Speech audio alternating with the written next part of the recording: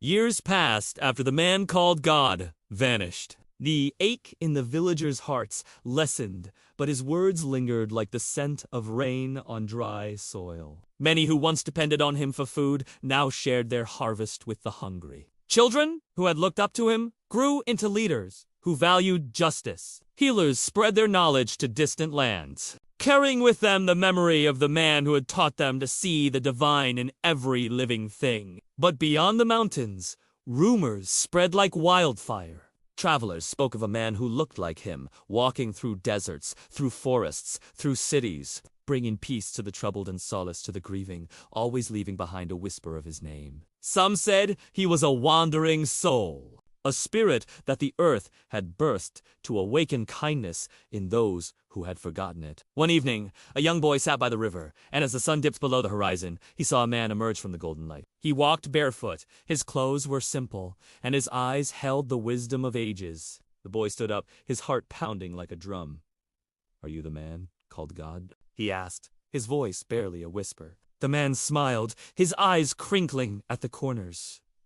"Who are you, little one?" he asked, his voice like the rustling of leaves. "I'm the son of the village elder." "You have been in my dreams," the boy said, his gaze unwavering.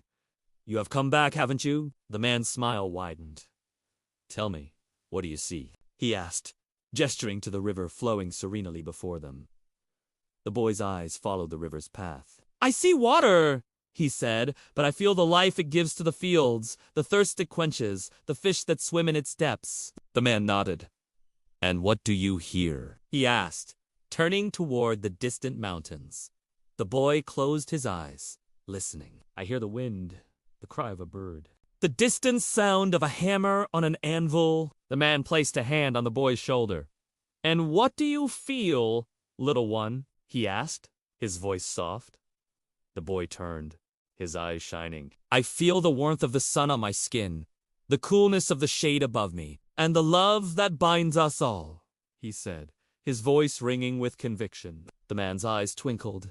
"Then I am here," he said, "for I live in every act of love you choose to give, in every kind word you speak, in every helping hand, in every moment of joy you share. I am here, little one."